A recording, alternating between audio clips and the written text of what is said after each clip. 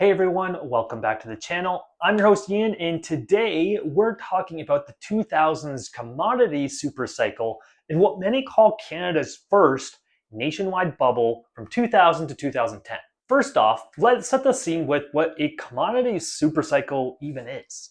In simple terms, it's a prolonged period, often lasting a decade or more, where prices for raw materials like oil, metals, and minerals skyrocket due to massive global demand. The 2000s version kicked off around 2002 and ran until about 2008, before the financial crisis really started to cool things down.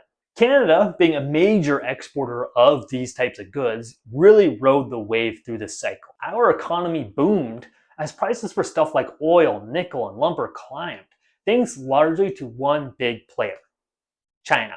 China's economy was exploding in the early 2000s, urbanizing at a breakneck pace and building infrastructure like never before. They needed tons of resources. In Canada, well, they had them. From 1997 to 2006, our exports to China surged, with commodities making up a huge chunk. By 2003, China's demand was responsible for a big chunk of global commodity price hikes. And Canada's terms of trade, basically what we've got for our exports versus imports, improved dramatically. This influx of cash fueled job growth, especially in resource-heavy provinces like Alberta and British Columbia, drawing people in and pumping money into the economy. But it didn't stop there. This prosperity spilled over into housing, creating demand for homes as workers and families flocked to these booming areas. Then on top of this, you can add in the immigration, which was ramping up. Between 2000 and 2010, Canada welcomed around 250 to 300,000 immigrants annually on average, many settling in these urban centers. This meant real pressure on housing stock. Studies show that immigration inflows correlated with price hikes, especially in cities like Toronto and Vancouver, where newcomers often landed. A 1% population boost from immigration could push home prices up by over 3% in some models, though the effects varied by city, of course.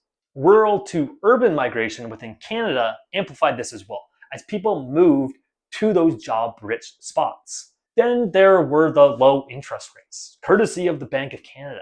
Coming out of the dot-com bust, rates dropped from about 5.75% in the early 2000s to as low as 2% by 2004, staying low for years. This made borrowing cheap, encouraging people to take on bigger and more risky mortgages. By 2007, rates had crept up to 4.5%, but after the 2008 crisis, they plunged to stimulate the economy again. Low rates meant more buyers could afford more house, inflating demand and prices. Nationally, real home prices, adjusted for inflation, rose 107% from 2000 to 2010. Nominally, the average home went from about 164,000 to 339,000, but it wasn't uniform across all of Canada. Vancouver, for example, saw real growth around 250%, and Toronto about 220%, while Calgary, also while riding the oil boom, wasn't far behind, with spikes tied to the energy prices. This wasn't all just regional.